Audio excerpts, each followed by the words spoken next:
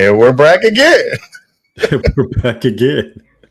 We're just some old people, man. I'm telling you, we're just some old dudes trying to figure out how to get the VCR from That's blinking 12 noon. That's all we are. No, that's it, man. That's it. Yeah, it's all good though. How you been, man? I ain't Shoot, man, talked to you. you see, I got little man in the background. I got him blurred out, but he'll be up in here. You know, he got diplomatic immunity. How was your weekend?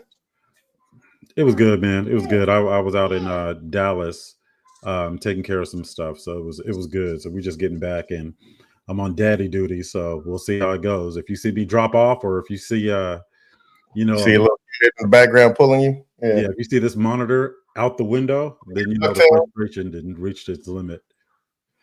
Yeah. No, but that's what's up, man. I appreciate you being able to get on, dude. So let's get right to it. I know he's pressed on time, man.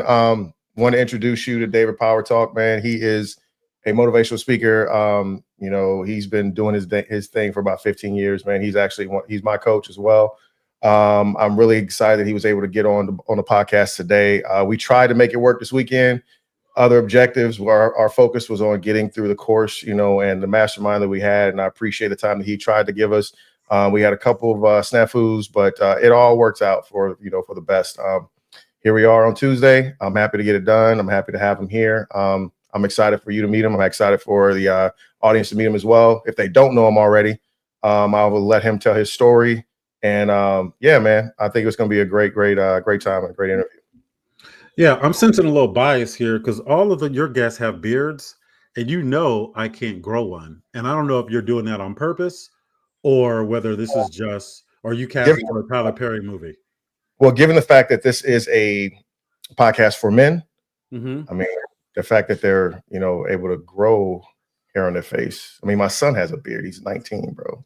We've already told you. See, that just made it. That didn't help. That that didn't make me feel better. Girl that has a beard. He's a thicker beard than I do right now, actually. No, but, beards. All right. Hey, man, plus it's No Shave November, man. You're supposed to at least try, even if it doesn't connect. They got. This is no shave right here. I mean, they got pins or something. I mean, why don't you go get an extension on one of those, I guess, the little lace fronts? I'm going to get the enhancements. The barbers, they got the spray-on enhancements. Yeah, line up looking crisp. I'm going to get one of those. If it better not rain, because I tell you, it'll be all in a white T-shirt. That's what's up, man. Well, I can't wait to meet him, man. I saw his some of his social media stuff. That was real cool. Just seems like an overall good dude, man. So, dude, he's blowing up, man. He's been working hard, man. He's been working hard. So I'm excited for him. Excited to have him on, and we'll go ahead and get to it. So let me go ahead and get him up here. Get to the stage. There he is, the man. Hey, how's it going? What's up, man? Good to meet you. Good to meet you too, man. It's an honor to be here on this amazing podcast, man. Man, Donovan's been saying a lot of good things about you behind your back. I just want you to know. Well, that's a good thing, man. That's a good thing. He know I like tacos. And tequila. Yeah. That's what's up. You want to come up here, buddy? All right. So we're gonna try to work it out. David, man, I'm interested in hearing your story. Like, how'd you get started? And I'll pass the mic to you, and you can just kind of give us a update of how you got to where you are, and how you came to be, sir. Oh, yes, sir. Yes, sir. Well, first of all, man, thanks for having me, guys. Amazing. I'm excited to be here. David PowerTalk, certified motivational speaker. Well, how I got here, I guess it was kind of like God's calling, to be honest with you. It's so funny. A lot of people ask me, like, how did I get started?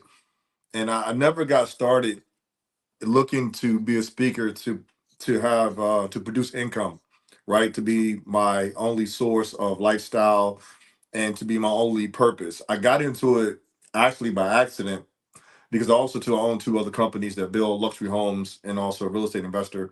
So they invited me to come to school for career day, and I thought it was just a classroom, and it was actually like the whole auditorium. And I was like, wow, the whole auditorium.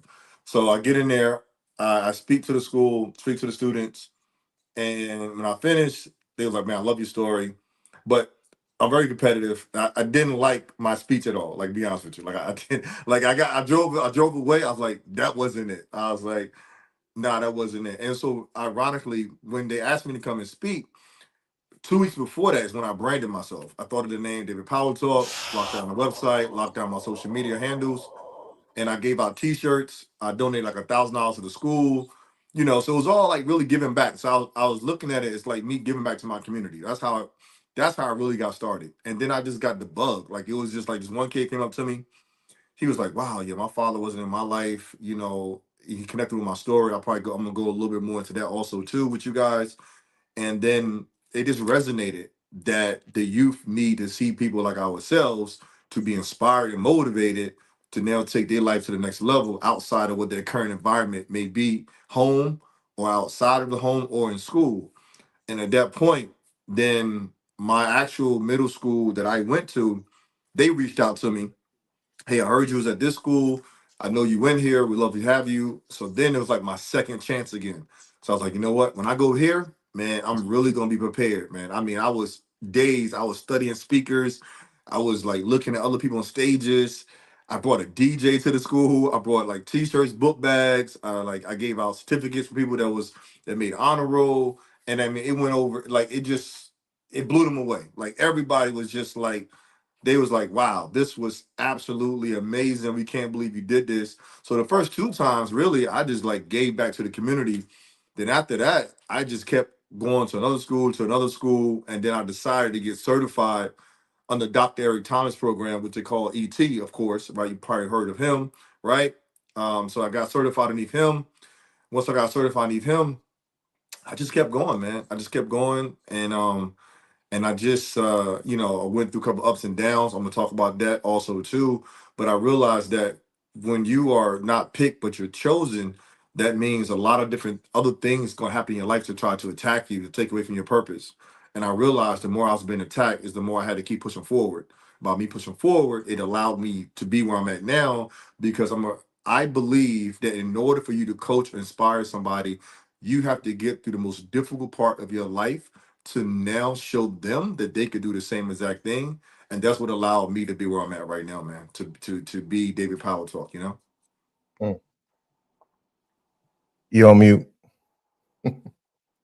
You're on mute. I look real cool though. Just yeah. Sorry about that. Yeah. I was making points. Can you guys hear me? Somebody tried to call me. What I was going to say I was lost we have. sound. Am I all right? Can you hear me now? You guys hear me? Yeah. We're good. Somebody tried to call my phone. I just lost sound. Okay, we could hear you, David. Can you hear us? Hello. Yep, we can hear you. Can you guys hear me? Yep. You can hear me? Yep. I can't hear you. I don't know what's happening. Okay. Somebody tried to call my phone. I just lost all audio. The devil is trying to attack us. That's all right. It's all right. We ain't gonna let him win. I can't hear you guys. That's weird. Let me see something here. Hold on.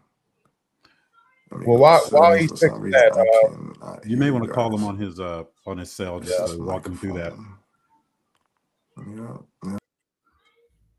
So we'll let him get that fixed. Yeah, but you know what? I didn't even do this, man. We didn't even do our normal check-in, and we'll let him get his stuff fixed, and then I'll text him here, and just let him know. Give me a thumbs up when he's ready. But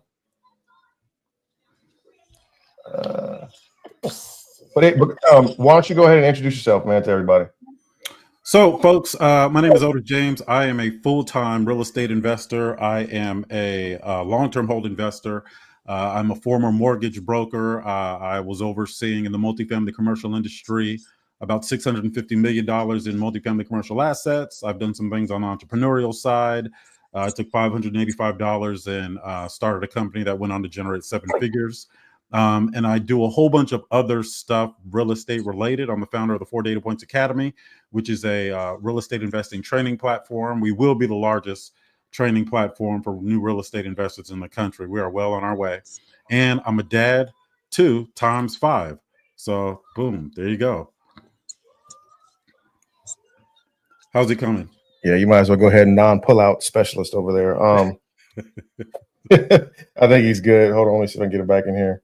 There all right, can you hear us, Dave? I don't know what happened. Somebody called the phone and just like the sound just went out. I couldn't hear you guys. I guess you could hear me. Right on, man. Man. Put him on not disturbed. I was saying before we got cut off. I'll say before we got cut off. Hold on, don't touch that. We have a similar story, and there's a point in your story that I recognized, and it was the point where the point where you went in expecting it to be a small group, and then Yes. it was a large group. Yes. Yes. So I want to know two things. Yep. Did you say a quick prayer, Mm. right? And then what was the prayer? Because I will share mine with you too if the answer is yes. Yes, I did do a quick prayer. I went to the bathroom. I prayed. That's the same thing. And I think, and I had like a can of Red Bull. Like my nerves was all over the place. And I just, I went out there, and I gave a message, but I got to be transparent, with you guys, of course. Donovan, he knows me. Like, I like to always, make sure you guys understand the outline, or, understand the real story of it. To be honest with you, like, I didn't like the speech at all. Like, it felt like I was in a fishbowl, and like everybody was like walking by and just looking at me. Because imagine, first of all, I'm talking about Newark, New Jersey. If you're not familiar with Newark, New Jersey, that's where I was raised. So I'm in the middle of the urban neighborhood. So I'm in the middle. So, us as little black kids, we're not trying to hear nobody talk about no motivation, right? We're like, what are you talking about, mister? So I'm sitting there telling them about my business and all my, I went through college, I do this, I do that. But I think once I really got transparent about my story, about my mother being on drugs, my father being on drugs, my grandmother had to raise me, then my other grandmother had to raise me because the other one told me I couldn't live there no more. I went from a trailer park to living in the middle of Newark. That's when I got their attention. And one thing I always say when I go to the school, right? I tell them this to break the ice. And I learned this. They say 1 out of 5 kids, fathers are not in their life. And then I say 1 out of 8 kids, their parents are addicted to some type of substance, right? And then I said there were, I think it's like 27 million, whatever it is, kids either live with their grandparents, or their grandparents have custody over them, right?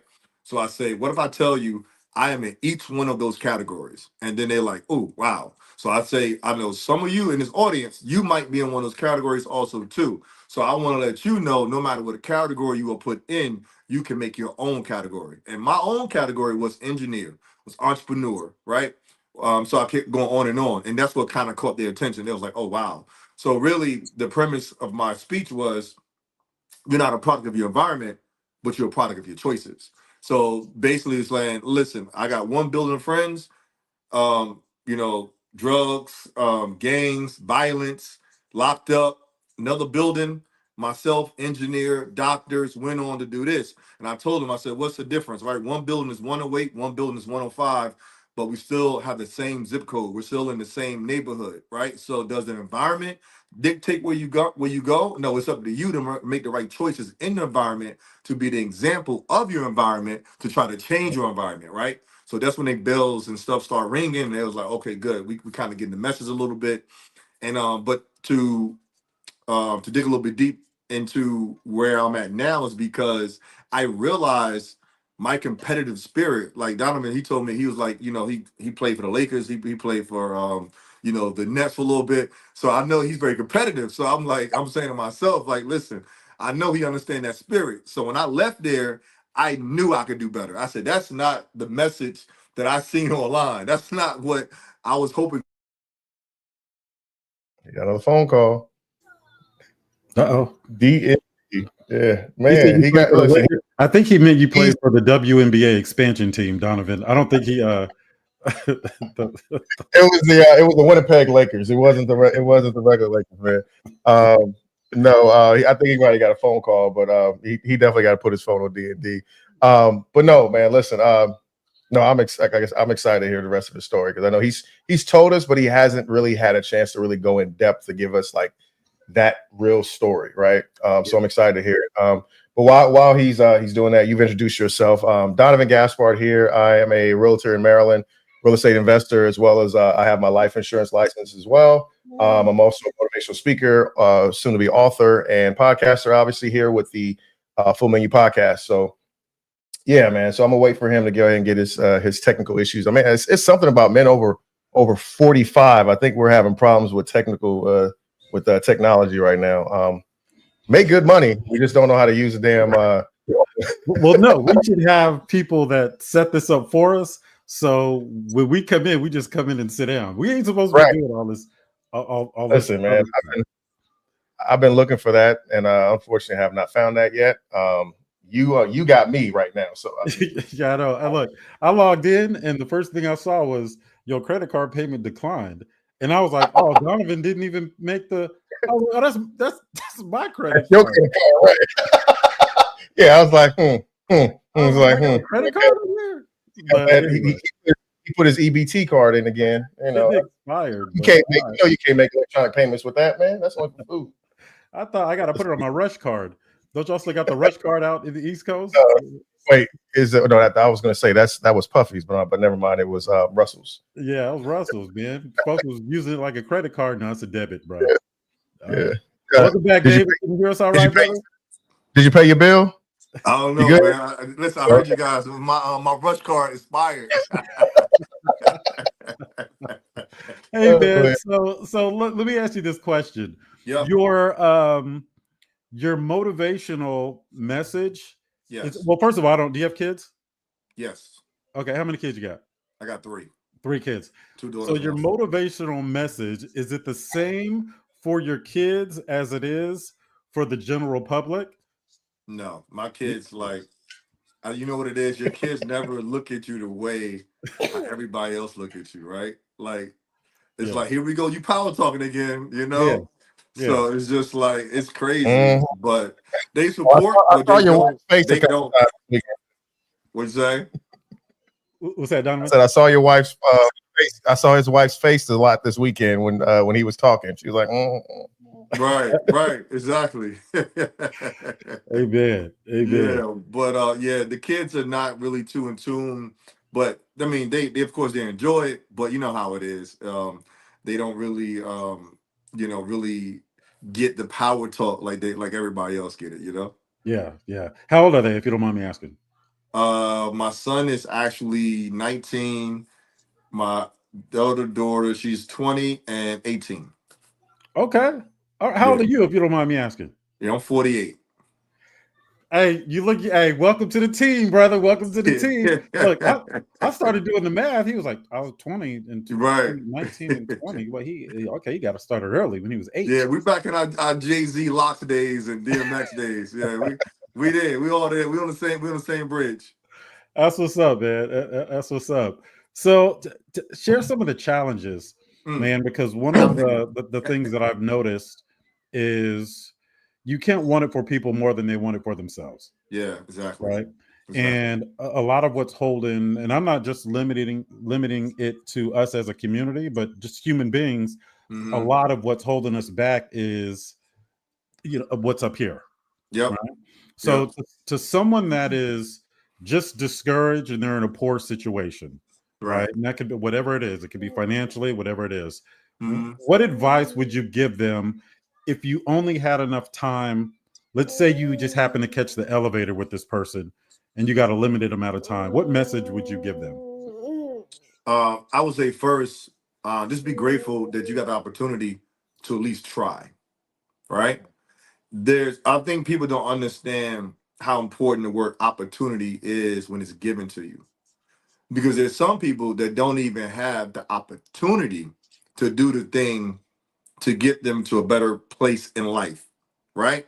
What do I mean by that? That means if you're alive and you breathing and you have your health, you got a good state of mind. Okay, now you might be broke, you might have lost your job, you might be in a state where you've never been before.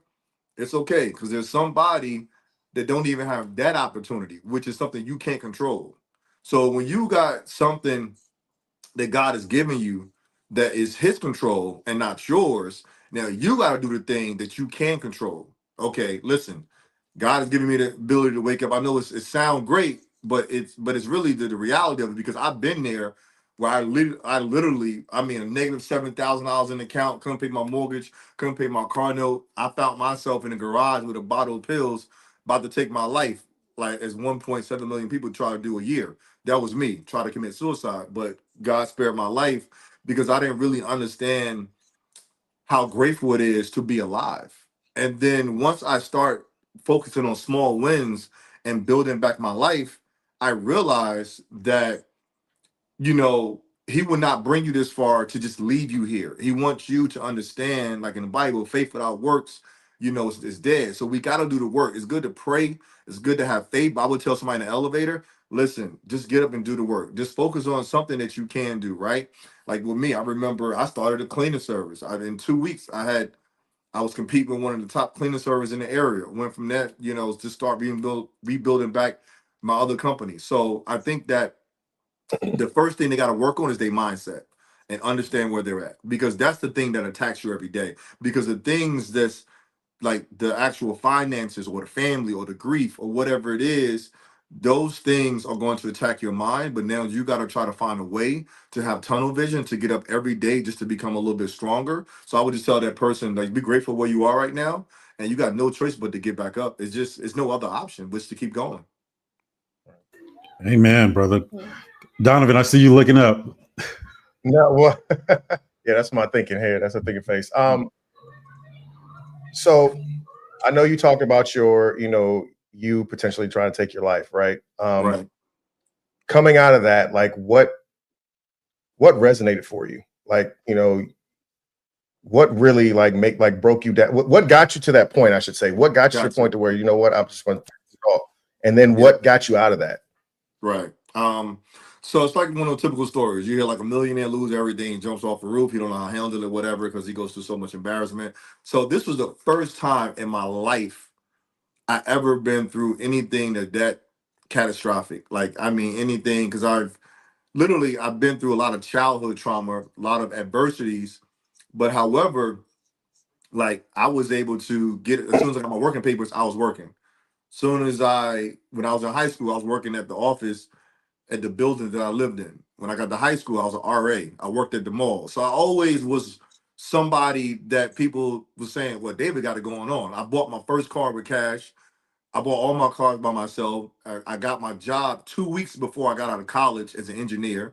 Got this nice condo in this very nice neighborhood right out of college. Became an engineer, company car, company laptop. So I was always, it's like I was always on the climb, on the rise up. As once I was like finishing, I want to say high school and moving forward, right? Once I got my first job in high school, I just kept going. And then even when I decided to leave corporate America, I took a leave of absence. And then I closed on like 3 properties. So I got the wire came in. So now I got the new Escalade with the spinners on it. I think I'm doing it right. I got the nice house up in northern Jersey. And then of course, that's when the downfall happened years later, is when the company tanked and I just pretty much lost everything. And I mean, I had one of the largest construction companies like in my area, and then I couldn't even make payroll. So you're talking, my payroll was, what happened was my payroll each week was like 40, 50,000. But I was taking I was only bringing in like 10 or 20,000, and the rest was my savings. I had to pull into that to even make payroll without any profit coming in. So eventually, whatever I had saved up, credit cards maxed out, everything else, it was depleted. So it caused me to now go into depression. My anxiety, of course, was out the roof, negative thoughts, and I just didn't see a way out. So by me not seeing a way out is what brought me to that point, right? Because I just felt like it was over. I was just like, I don't know how I'm gonna get out of this, right? I was being attacked. I had lawsuits, people coming at me, so I couldn't finish jobs. So then that's what got me to that point. And what got me out of that point was that only thing I can say is God, to be honest with you. Like I can't say that, I remember I was just sitting there and then my phone kept ringing and ringing, and I'm sitting there with the pills in the water. And then eventually, I turned the car off.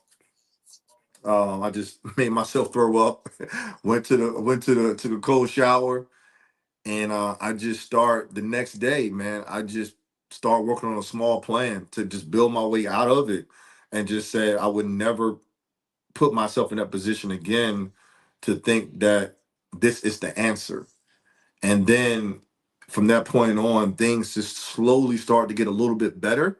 I can't pinpoint exactly when was that major breakthrough for me, but I just start focusing on small little breakthroughs to get to my biggest breakthrough. And like Donovan would say, you got to have a major breakdown to get your breakthrough. And that's what happened. I had the worst breakdown ever, mentally, spiritually. I mean, I was broke everywhere, broke financially, broke, my spirit was broke, everything was broke, right? But then, like Les Brown said, man, if you fall down and you can look up, you can get up. So I looked up, I got back up and kept going, man. And I just didn't look back. Did I would tell anybody that ever dealt with depression or suicidal thoughts, it those days, you do get some dark days sometimes where you question yourself, like, should I still be here? Or is, you go through it. So I will say that, depression is real. Like they say, 1 out of 5 people deal with depression. That's one of the number one mental condition that everybody, mental illness people deal with, is depression, low self-esteem, and low self-love. But depression is one. And I think that with the outside noise was causing so much depression, but I had to tune out the noise to refocus and to find that inner strength inside of me. Amen. Amen. You mentioned Les Brown, and you mentioned Et. Yes. What other influences? Because coming up, I know we see a lot of Yep. people that kind of influence, Yeah. everything from how we feel to Mm-hmm. how we shape our perspective. Right. Aside from those two gentlemen, and shout out to Et too. You said you're competitive. I'm super competitive. He and Right. I actually spoke at an event together, and I said, Okay. let me go on before him. Right? Yeah. And Yeah. then he did a good job like he always does, man. But Right. I met him, and he's a real good dude. So shout out to Et. But what Yes. other influences do you have on your proverbial wall? You know what's so funny is that I feel like even before I got into the motivational space, you know how you listen to rap music and it motivates you in a way to want more out of life. Like the first time you heard that Reasonable Doubt, or you heard certain things Nas says, right? Like, don't get me wrong, there's certain rap music that kids take it the wrong way, but I felt like our generation, Hey, we, David, I got to cut you off. You got to tell some of this new generation what yeah, reasonable doubt is, because yeah, it's just they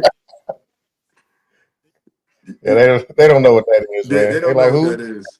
Yeah, that was the real hip hop. Not saying this hip hop is not real now, but that was when you got motivated when you heard the story of Master P building his own empire out of his trunk. When you heard Jay-Z and them, they've been independent, and then you got the Rough Riders, you got Ja Rule and them, Murder Inc. So that was the era where things were, it kind of motivated you to see the things they was doing. And some of the lyrics, I would say truthfully, they was probably the first motivation that really inspired certain things. I think Jay-Z was the reason why I bought a Range Rover, right? So, and I think then he was the reason why I bought a convertible, right? The same way I was sitting there about to take my life. But the same token, once I went through what I went through, is when I found ET and Les Brown and Tony and Jim Rohn online. Just went on YouTube and just one day I just came across a video and I'm just like, wow, like I got like this is good. So I always had that spirit inside of me to motivate me and others. And that's how I came up, I think, with the name Power Talk, because a friend of mine was like, man, you always trying to get me a power talk. Like you trying to like you always trying to like talk to somebody like, I got it, bro. Like I'm gonna do better. Like I promise you, right? So, so I always was one of them individuals that would pour into people out the blue. You ever you meet somebody and you just like it just turned into a conversation. You be like, wow, I kind of needed that conversation. So I was that guy that people was like, wow, I really needed that conversation. So I didn't realize that I already had the gift inside of me, but what I went through actually exposed my gift and allowed me to step into my gift. So that was, I would say, so of course, Kobe, Michael Jordan, start studying great people that really inspired me to, and one thing too, and you guys probably concur to this. You ever hear those stories when you hear somebody come from the bottom and they make it, and they're like they got a great company now and they're doing their thing. And you saying to yourself like, instead of you being jealous, you're actually being inspired, right? You're like, wow, like that, Yeah. like that's it, because it gives you hope to know if this person came from here and they're doing that, you can do it too. So I always would hear stories like that, and it would inspire me, and that's how I knew that I had the genuine heart that I wanted everybody to win, because I know a lot of people, they're in this journey they just, they're focused on just them. And that's a lot of times when it could be grand opening, grand closing. So I already knew that I had that open spirit and heart that I want everybody else to win also too. Yeah. I know one of the things that I'm super proud of you about, man, is that you really want, like, you under your coaching program, right? I'm one of your disciples, and you tell us to make sure that we get help, right? Right. To have Right. conversations with someone, with a professional. And I think that's very, very important. Just because because you're a motivational speaker, because that you are, you do motivate other people, but there are times I'm sure that you're not as motivated, right? Yes. There are things that happen to you. How do you handle stuff like that, and how do you handle your mental aspect from Yeah. that mental aspect?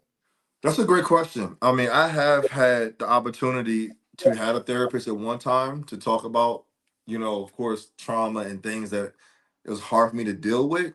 But to be honest, I I didn't further that relationship like I probably should have. But I will say that, and I think that's the reason why God put me in this position, because for some reason it's like I'll be having these dark moments where I just don't, I'm like, you know what? I just can't do this, blah, blah, blah. And then something would just snap inside of me, and I would just get my butt up, and I would just talk to myself, and I say, you know what, I got to get this done. And I think what really pushes me is because when you felt like you've been in black sheep so much of your life, between your childhood and everything else, you've been counted out. It's almost you have a chip on your shoulder. So when I'm be going through difficult times, I feel like, I'm not gonna give up, because people, they want me to give up. So I like, it's almost like the Michael Jordan story. Like, I make stuff up for me to feel like I gotta keep pushing forward. So I will say that there is a switch inside of me that I just don't know where it come from. That, because even in the journey I have right now, like I talked about this on stage when I was, I think, on Saturday, is that there's moments, or another event, I think I was in London.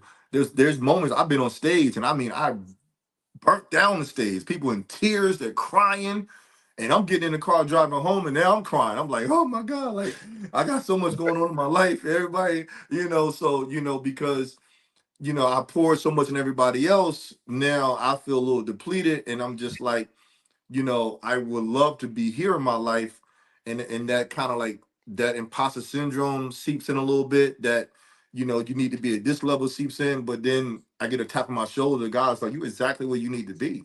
Because I'm gonna be honest with you, if I didn't go through what I didn't go through, even in the journey of me being a speaker and a coach, I wouldn't be as powerful or centered with my faith base now, if everything was going right through my whole entire journey. Like, if everything in my life was just going exactly like it should be going, I know that people would not be able to feel my message the way they feel it when I get on stage, right? And that's one thing people always say. They said, brother, I can feel your energy. I can feel how authentic that you are. And I just appreciate who you are. And I think because of all the pain I've been through, it allowed me to develop this power that I can't even explain when lights, camera, action come on. When it's like, all right, Power Talk, hit that stage. It's like a switch goes off, and I just let it all out, man. Mm, mm. Yeah. No, that's good, man. So the long answer to your question is that I find ways between the gym, between my me time, between me actually shooting my videos and just doing stuff like this. It brings me back into that power mode again, like into that, okay, get up and keep going. Because imagine me doing an interview like this, and then I get off here. I'm not gonna get off here and go lay in the couch and curl up, right? Like, oh my God, like Nah, this is not good. Like, I already know what you no, about to do. I already know what you about to do. right. So now I'll probably go I live already know later what you about. on, so post another video, something like that. I'm gonna drop another video tonight. Tomorrow, then I got an appointment with somebody that's helping me out, monetize my YouTube, making sure I'm dropping a long form video once a week now, making sure that now I'm being heard on YouTube. I got a whole whiteboard of stuff that I must do after I left Miami, because I can't be telling, my people, my community, hey, you guys do this, and I'm not doing it. So I'm looking at myself like, okay, what's that next thing I need to be doing every day? Because I realized the only reason why Donovan is here, the only reason why I'm on this podcast is because I allow myself to try to max out whatever available time I have to give it all I can and allow whatever opportunity to open up. Because what happens is a lot of us sometimes we don't look at where we are and how we got here, right? Because like how you guys, however you guys connected, somebody came up, hey, let's do this podcast, hey, let's do this. It all started out with one light bulb, one idea, and somebody said, okay, let's do that thing and let's execute on it. Okay, let's meet up at this time. Let's download StreamYard. Let's put these headphones on. Let's do this, right? But it all comes from what? Decision making. It all comes from, so your future is based upon what? One decision. And a lot of times we're not stepping into our future because we're not making what? That one decision or that right decision to step into the right future that's ahead of us. Because you're making a decision, hey, I'm gonna watch football, I'm gonna do this, I'm gonna watch Netflix, but now you're stepping in the future of not your goals or your dreams or the things that's really meant for you. But you make the decision to say, listen, I'm gonna start a podcast, I'm gonna be a speaker, I'm gonna be an entrepreneur, I'm gonna do this, I'm gonna get up, I'm gonna do this. Now you're stepping into the future that was already ordained for you, that was already meant for you, because now you're doing what? You're stepping into the gift that was already put in on you, inside of you, before you was even born. Like God knew your name before you was born. He knew everything that you was going to do, but he's just waiting on you to make the decision to step into the future that was already mapped out for you. Because there's no way I would be where I'm at right now if I didn't make certain decisions and execute on those decisions and been obedient to the door that he allowed me to step into. So I'm telling everybody to watch this podcast right now, there is a door that's waiting for you to step in. There's an opportunity, there's a breakthrough that's going to happen, but you can't get to the door or the breakthrough until you max out on the opportunity that he's giving you now. If you don't do that, the new door is not going to open up. Even the last year on stages I've been on, there's times that I didn't feel like traveling. There's times that, no, you're not paying me, I'm not going. But I went. And then by me going, 3 people joined my mentorship. Somebody else seen me and landed to another contract. But a lot of times we don't see the bigger picture and we take the easy road out, and then we end up having a harder life when we need to take the harder road now to have an easier life. Because now, guess what? I'm sitting here now in my office in a whole different state, North Carolina. I used to be in Jersey, worrying about checking on a house being built, checking on this. Now, by me moving, I burnt the boats. I got a whole team up there taking care of my projects. And now I wake up every day, I'm stepping in my dream. I got my office redone. I'm from stage to stage. My community's building because I decided to make the right decision to step in the future that was already waiting for me. But a lot of us, we are blocking our own blessings by not making the right decisions because it feels uncomfortable. It's supposed to be uncomfortable. If it was comfortable, we know the saying, everybody would do it. So therefore, you got to say to yourself, listen, I'm tired of being comfortable, because the dangerous, the poison that's hurting everybody is being comfortable with where they're at right now. You have to understand, stop Place. taking that poison called being comfortable. Oh, I'm gonna come home and relax, watch a little ESPN. I don't even know last time I watched the whole show until it's date night. I'm gonna be honest with you. I haven't even it's a quick thing. I think I told Donovan this at the workshop. I said, I remember, listen, I worked so hard to get this dream car that I wanted, right? Then I got this truck, then I got this. My wife, she got in an accident, the car got totaled. So she was like, hey, listen, should we get another car? I said, why not? I said, why we get another car? We don't even drive the cars we got now. Like literally, between us, me working from home, either I drive to the gym or I do this.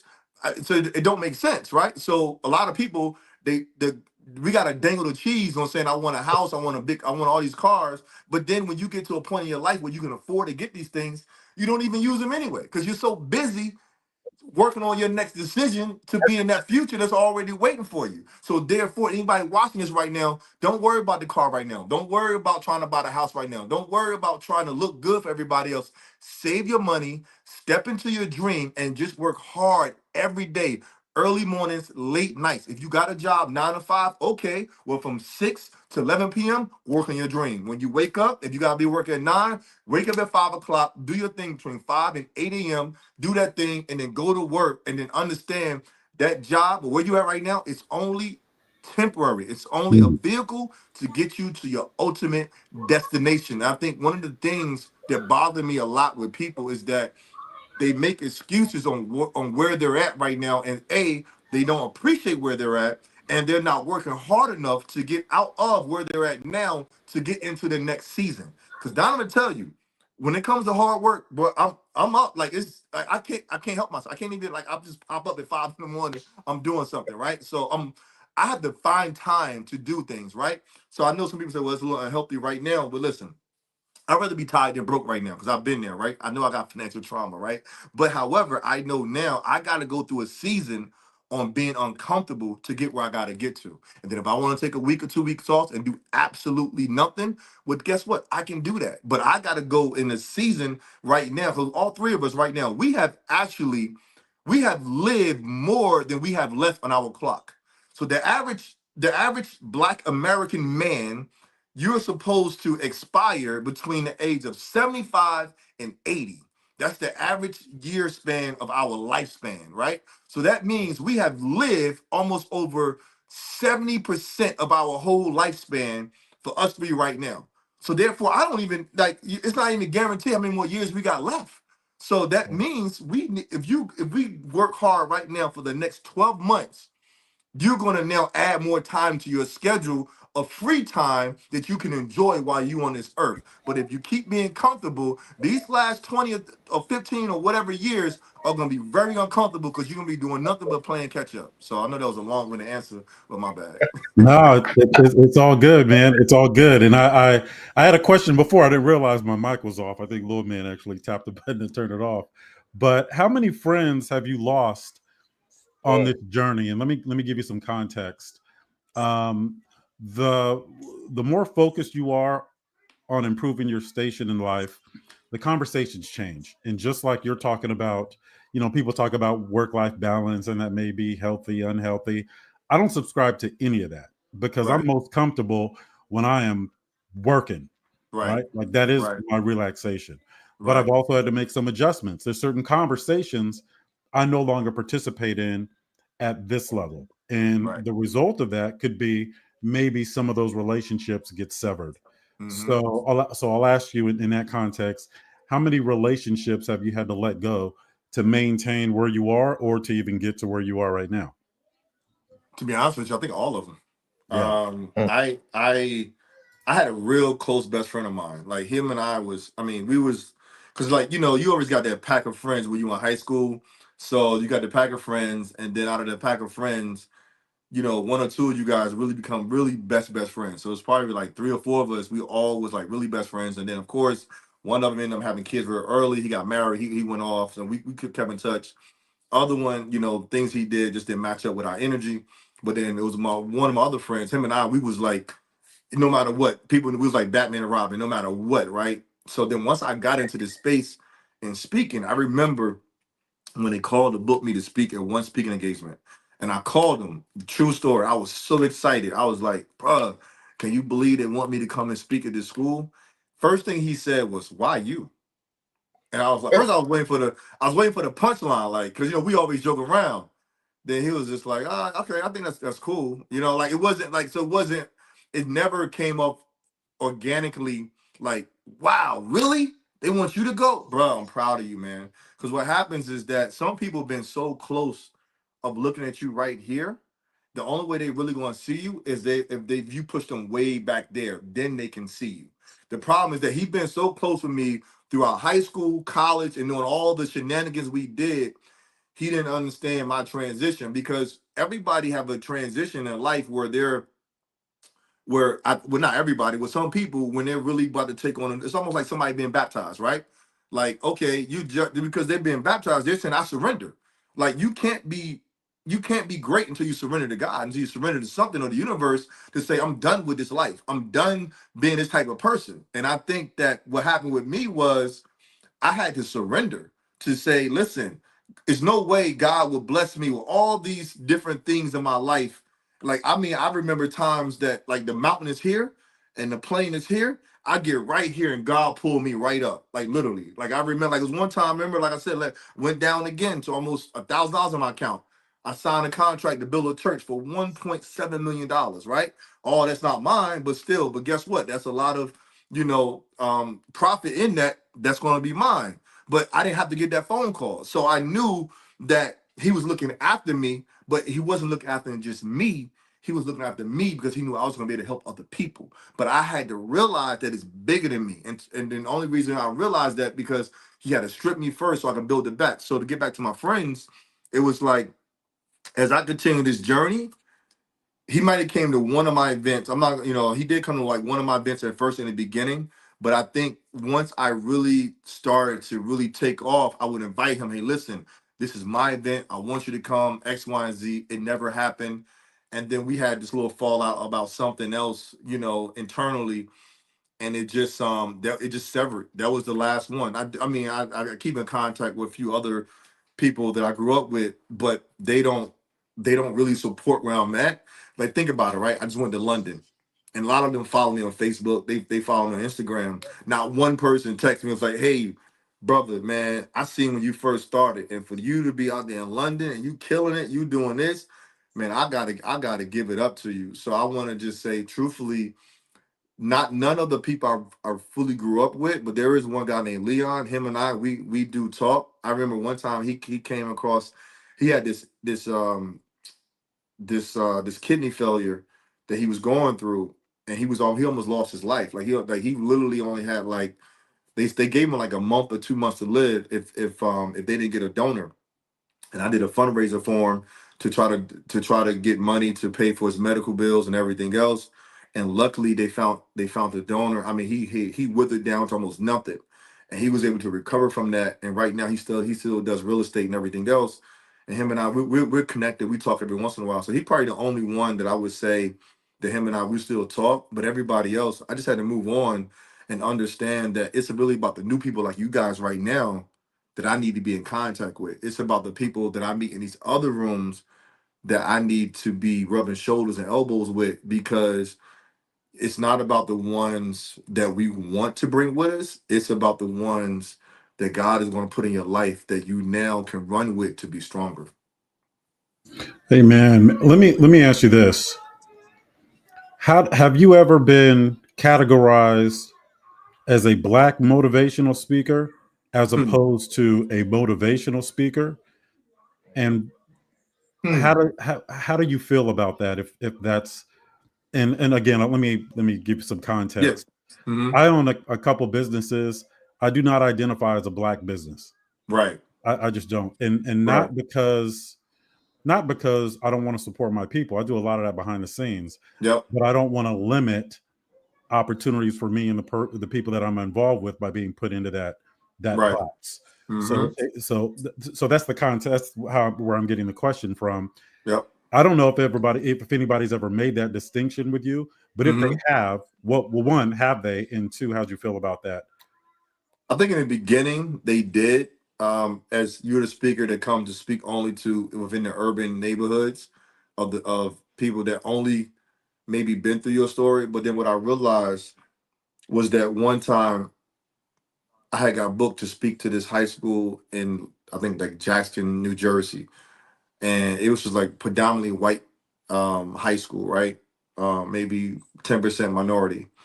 And when they introduced me, they called me motivational speaker, of course. They didn't say Black motivational speaker, but the way they embrace me, this is no shade on my community at all. I love my Black people. But when I tell you that I got more support and I got a better reaction from that high school compared to me going to my own community, right? And this is one of the things why people say, stop going back to your neighborhood and try to save them because they don't want to be saved. But I do understand that sometimes it's harder to break through in the core of our inner cities because they're so used of seeing certain things in a neighborhood.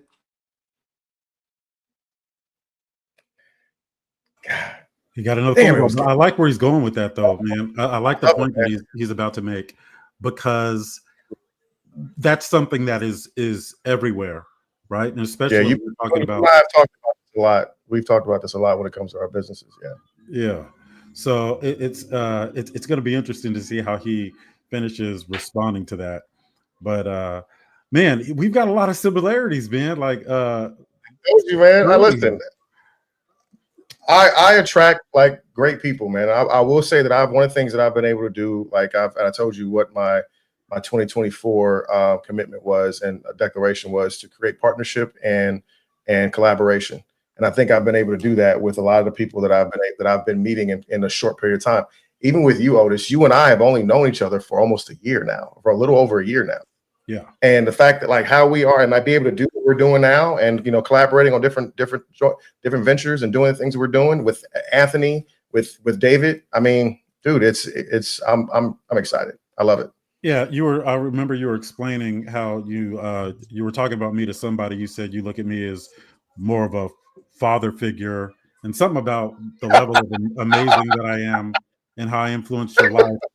And I really appreciated that, man. It made me feel it was definitely it was more along the lines of damn. I don't know why he did that thing, but everything else was cool. David, welcome back, man. I know you got a call, man. So sorry we were about just, that, guys. We'll figure this out going. next time. Next time I'll probably be on my iPad or something. No, it's all right, man. Look, life must go on, right? But like I was saying, I think, and this was happening to me. Fast forward to London. So right before the day before I had to go speak in London, remind the whole audience, everybody, nobody in that audience was black, right? So my videographer, he asked me, he said, "Let me ask you a question. Are you going to come with the same energy like you normally come with?" I said, "Matter of fact, I'm even going to come with more energy, and I'm gonna go deeper in my story." And when I did that, I mean it. When I tell you, 90% of everybody in the audience was just like, wow, So if anybody watching this, if you go to my Instagram, I pinned the testimony video of one of my reels. Just listen to it, and you can just see how they felt. So I would tell anybody on here that's a speaker, a coach, when you're telling your story, like Donovan tell you, be transparent, but use the IU method, right? As you're talking about yourself, which is the I, make sure you now inspire them with the you, saying, yes, you would be able to get through this. You would be stronger because you're going to understand that this is your season. This is your breakthrough. Because the same way how you just started nodding your head, that's how you want your audience to nod their head when you're speaking. But when you're saying I, they're saying, oh, oh, oh. That means they're like, ooh, you've been through this. But then when you start saying, but let's say I talk about a moment when I felt my mother laying on the kitchen floor having an overdose, laying there lifeless, and I'll go into it. Then I'll say, because I had put my hand in a bucket of ice to put ice on her chest. Then I'll say to them, but what is your bucket of ice? What is your painful moment? What is the thing that now got to turn your pain into your power, into your profit? We all go through traumatic experiences in our life. Yeah, I talked about my mother, but what's that pain point that you got to say, you know what? You got to tap into that to be greater, to find that power inside of you. So I'm jumping off the story with my mother on the floor, and I'm putting it on them so they can identify their pain point that they've been through. So that's why I tell people, tell your story, but tell it in a way where you're educating people and you're helping them at the same time. What was the hardest thing to give up to get to where you are? To be honest. Yes. That's the only way to be, bro. Only way to be on here. I already know the answer because it's the same with all of us. You know what? I would say just living the free lifestyle on, of course, understanding that, you can't live that lifestyle of chasing, not just chasing women, but just chasing a free lifestyle. Like I used to get up and just buy a flight like on Tuesday and be in London on Friday, like for 3 or 4 days. Then I would go to Paris by myself. And then I'll go to Italy, right? Or did there something happen? I wouldn't even care about nobody. So I think I had to give up on being selfish, right? And wanting just want to do whatever I want to do. And I felt like I could, but before, like if you go to my personal page, I got my personal page is it's private now, but it's King David 201. So my personal page on there, you'll see me out there on motorcycles. You'll see me, every beach doing what I want to do before I met my wife. And I lived my best life. I wasn't out there doing drugs, stealing, but I lived a lifestyle of an entrepreneur, good looking black man with money, just doing what he wanted to do. So, I really, I could go to any bar. I mean, I'm not being cocky, but if I knew whatever I wanted, put my eyes on, like I could conquer anything. So I think that I had to let go of that hunger, and I had to understand that, purpose is more important than that. So the lifestyle. So that was probably the main thing that I had to say to myself. I'm done with that type of lifestyle. Let me step into that purpose, because it's not getting me nowhere. So that was probably the biggest thing was that. Amen. Amen. And I know that decision is not an easy one, Mm-hmm. because for a lot of men, and I can only speak for men, because I am one, Right. the argument that we make internally is, well, shoot, I'm supposed to give that up. That's all I have. Right. Right? Like Right. that's all I have. Like, what do I Right. have if I don't have that? So Right. what was it? You had to see something, and you mentioned purpose. Mm-hmm. So you had to see something of value that made it worth giving that stuff up. I'm not even articulating that right. You had to see something that was like, you know what? I'm going to give that stuff up because I can see this thing. Mm-hmm. Right? Some people Yep. don't have that, and sometimes Right. it comes in the form of family. Sometimes it's a wife, right? A wife Mm-hmm. they're like moms, which Right. we will say we don't need them, but we need them. Right. We would run amok. Uh, Right. so what was it for you that was like, all right, I'm looking back, I can let this go because I see this. What is this for you? It actually happened at the same time, Yeah. between me meeting my wife and stepping into my purpose, and tired of the lifestyle at the same token, right? So it's almost like, you know, um, it's an empty feeling when there is no real connection between somebody that you're dating, or whatever you're doing, right? It's just like it's pointless, right? It's just like, in the first couple of, like, this is not wow. So I remember one New Year's Eve, I was in this relationship, and as soon as the ball dropped, so I gave her a kiss. I went to the bathroom. As soon as the ball dropped, I looked in the mirror and I prayed to God. I said, God, listen, this is not who I need to be with. This is not what I want. All I ask for you, just put me in the right space with somebody that is meant for me. This was on New Year's Eve, well, New Year's Day now, because the ball just dropped. Literally. So rewind, I had met my wife. She wasn't my wife then, of course. And like maybe 6 months before that, we was texting, supposed to have a first date. She canceled last minute because she was getting her master's, and she just said, felt overwhelmed. But us men, it's ego. I'm like, all right, cancel. It's okay. I'm sorry. I'll go out on somebody else, right? So I didn't hear from her ever since then. It was like 6 months prior to that. So now fast forward, it's New Year's Eve, New Year's Day, the ball dropped. I'm going to the bathroom, I pray. Literally 9 in the morning, New Year's Day. As soon as I dropped my, I guess, that girlfriend at that time off at home, I lay in my bed, my phone goes off, and she texts me. She said, Happy New Year. How you been? I would love to reconnect with you if that's possible. Ever since that one text, her and I we've been together ever since. So, and I prayed for that. So it's like God was waiting for me to submit, to say enough is enough. Because this is almost like, when somebody's like doing a bad decision or doing something, you can keep telling them, stop doing this, stop doing this, stop doing this, until they make that decision to say, you know what, yes, I'm ready to stop doing this. That's when the transformation happens. So I had to submit first before God brought her back in my life, because probably 6 months when we first initially was going to meet, truthfully, I probably really wasn't ready to meet her at that point. And it just kept building from there. And I think it was a combination of all those things. So now my speaking career is taking off. I'm with her, and it just developed from, of course, girlfriend to fiance to wife, to now. Even Donovan can say, even her at my events. It's good to have a partner there that could do these things behind the scenes while I'm operating my gift. That now I realize why it's so important to have somebody to support you. Man, and I appreciate your transparency. That prayer that you prayed New Year's Eve, I Yeah. prayed that same one Mm. 468 times over over the last, So I'm very familiar with that. So thank you for being transparent. And shout out to that young lady. We don't know who she is, but we hope she found somebody too. God, dog. Well, this is Otis, by the way. Otis, this is David Otis.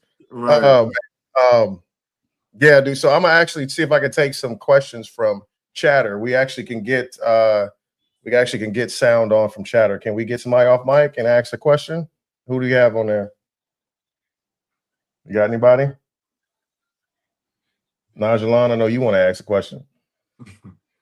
I gotta link up. I gotta have that chatter thing open too, man. Yeah. I guess not. Guess not. Let's see here. Guess they did such a great job, Dave. Actually, they might want to type it. All right, never mind. All right. I guess for me, man. So one of the reasons why, well, he left again. I guess he lost his damn. Yeah, Damn. make sure we put his information, his tag for IG and social media stuff. I'll post it on. I'll put it in the post again. And then when we put this out, I'll make sure that we tag his stuff in there. I want to ask him when he comes back on. Let's see, here he is. My son he just dropped one on me right on my leg. You smell it? I smell it. I smell it. That's not. I don't. Shout out to all the moms out there that are used to doing that. Yeah, shout out to. He dropped it on you, man. He looked at me dead in my eye and pooped on my leg. That is. he looked like this. Looked at you, said. Yeah. How are you even on the phone right now? Like I don't. All right. Welcome back, David. I do have somebody who wants to ask a question. Before that, I actually want to ask you. So, one of the reasons why, obviously, me and Otis, he actually is my coach as well for Data Points, right? But we've developed this relationship as well in talking about men's mental fitness, and we call it mental fitness is because it's not something that's going to be resolved with at all. Truly, It's never going to. It's something that you're going to be with for the rest of your life, your traumas, your dramas, all the things that you've been through. And we call it fitness because we don't like to call it mental health because it feels as though it's something wrong with you, right? We don't have anything wrong. This is human. This is normal. We all have those things. And I feel like what we've done with this podcast is create a space for men to be able to have these types of conversations, to talk about, the things that happen with your mom, with your dad, with your grandmother. And then to talk about the things we've been able to overcome. And here we are on stage, and you're having these conversations. You're leading this movement, man. And I just want you to know, man, I'm super proud of you for that. But like one of the things I want to know is, with mental fitness, how important do you feel it is for not just your community, but the community in general? I think it's the most valuable asset that you can invest in is your mental hygiene. I want to say that, right? Because, the first thing that tries to attack you is the thing inside your mind. Because you can be sitting there having a conversation and you're still thinking about yesterday, last week, what's about to happen, what didn't happen, what could happen. And your leg is shaking and your mind is just racing and going on and on. So, mental health is something that we really got to take serious. And we got to find a way to disconnect, to reconnect. But everybody's different. Like I thrive off of like movement. I get depressed sometimes when I'm not doing something. I feel like I'm lazy, right? So, but some people need to take that moment and go to the spa, right? Go to the gym. No, for me though, I'm like the gym is my church almost sometimes. Like literally, phone on airplane mode, headphones on. I'm in a great workout. I feel good. I go to the sauna for a little bit, and then I jump right back into it, right? When I have the time to do it. So like tomorrow's gonna be like my first main day back in the gym after me, traveling so much and doing everything else. Also, too, is what you're listening to. What sometimes I might be in a funk, and I'll go right to YouTube and just throw a YouTube video on, and it might be something that just a sermon or it could be a speech or something, and I'm right back in my mode again, right? So I would just say find something that is going to put you in a better spirit and a better mindset that it's kind of your go-to. So my three go-tos, of course, one is the gym. One is listening to a podcast like this, listening to something on YouTube, taking some time out for myself to just clear my mind. And even like me, I've joined this higher tier entrepreneur speaker program. And one thing that they talked about is your mental clarity and your mental hygiene, because in order for you to give a presentation or a speech, you have to be mentally clear with your thoughts to deliver your message and your thoughts. Because if your thoughts and your mind is racing by this, what's going on back home? What about this bill? What about this relationship? What about this? It's hard for you to get on there and to really give them everything that you can deliver because your mind is not fully clear yet. So he said it's very good to find a way to be able to have mental clarity and to clear your mind before you step out there. So it's the same thing with life, is find a way to have that balance before you tackle your day. So yes, I think is very valuable. And I would say just find something that's your go-to to help you to be stronger mentally first. And as you are, because that's the reason why people fail as a Navy SEAL. It's not because of their body breaking down. It's because they're all in the same cold water. They're all there. They're all throwing up. They all can't breathe. Is that they break your mental first. If they break your mental, then you're gonna quit. That's the choice you make, you know? So I think that if we work on our mental capacity, then we can get through these tough times and we can live in our best life ever. Amen, brother. Amen. Most valuable piece of real estate is right there between your Those 6 ears, man. I inches, love that. I right? like that. Yeah. Pause.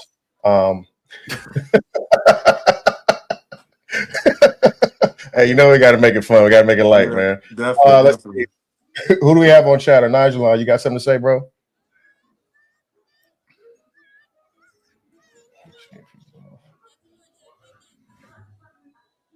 Hold on, you're on mute still. Nigel, you're on mute.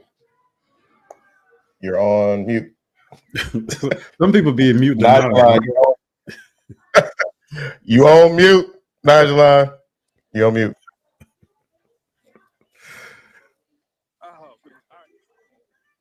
Oh God. One of the things that I've been talking about before, David, I know Bring them up a little bit. one of the Can you things hear? that you talk about is turning power or turning Pain and the power. turning your pain into power. One of the Yes. things that I've been turning, I feel like turning your pain into purpose and passion. I feel like power is the part that I've been missing. I feel like you can't actually put that purpose and passion into fruition. Hey, Nigel, stop moving. Stop moving. Explain that power component and what that means to turn pain into power. Okay. Yeah, I think I got the Yeah, question. What Nigel, does that I'm gonna mean? ask you to do that again and then stop. Yeah, I think I got the gist of it. He's asking, what does it look like to turn your pain into power? Is that correct? Is that a yes? Yeah, pretty much, right? Yeah. Yes, sir. Sorry, I'm out here. Nah, no problem, no problem. So I'm gonna tackle that question in 2 ways. I'm gonna talk about the actual physical activity and the mental activity on actually doing it, and then what it looks like after the activity is done, right? So really, for me, like let's say I'm in a moment of doubt. Let's say I'm in a moment of fear. I'm in a moment of things that I feel like is breaking me down because I gotta either face it or I'm not sure what's going to happen. So instead of me sitting there with the doubt, sitting there with the fear, sitting there saying I'm not sure, I decided to now use that, let's say doubt, to what? Determination, being more disciplined, being more dedicated, cross my T's, dot my I's. Listen, it's already done. I can't fix it. What am I gonna do now? Okay, I go back and I figure out a better solution, a better way to do it, and I keep moving forward instead of me dwelling on it. Like Tony Robbins said something very powerful. He said, when you're going through a state of failure or something happened, he said, only give it about 25 to 30 seconds of its attention, and then the rest of the time, work on the solution. So that's the transformation part of it. Now, what happens after that, the power part of it, is what you see here now, is me sitting here with the story, with the energy, with the confidence, saying I'm gonna do the next thing. Because once you now turn into the power, you're able to tackle on even more difficult things, or you're saying that's all you got, give me some more. And I believe everybody have something inside of them to say that's all you got, I can take more, right? Because if you are able to get over that first thing, that, I watched this live this morning, and God said, the thing you don't want to do that first in the morning and get it out the way, and you're gonna realize it wasn't that bad. And as you get through that, Now the rest of the day is a little bit more easier. But now you can have the energy and the spirit to tackle on more difficult things that you need to get to a better place in your life. It could be mentally, spiritually, business-wise, or whatever it is. So that's that for me, that's the underlying statement of turning your pain into power. That's great. Amen. And I know we said an hour. I know we holding you over, David. So folks, if you guys have any more questions, go ahead and put them in the chat or raise your hand or do something that Donovan can see, because we'll talk all day. We'll have David here. Yeah. Amen. This is all platform too. So this is all great. We all getting reps now, right? Exactly. So I want you to tell them, from one of our sisters in the community, about fear. Yeah. So the word fear, and I can't take credit for it, right? I heard a quote from a sister named Shannon Williams, Peace Over Problems, and they said, fear, what does fear really mean? Fear means face everything and rise. And as soon as she said it, I started to implement that not only in my message, but in my life. I remember the next day, I'd say, you know what? No, fear. Nope. I'm just going to face everything and I'm going to rise. Because those things that we are afraid to do, and once you face it, and you have no choice but just to rise. So I would say anybody listening to this right now, use that fear to really face everything and rise. So I got to give her credit for that. And it's really something that has helped me also too, not just in my message to give other people, but to actually implement that slogan to a real life experience. And I have been doing that. And I say that it really helps out on my journey right now.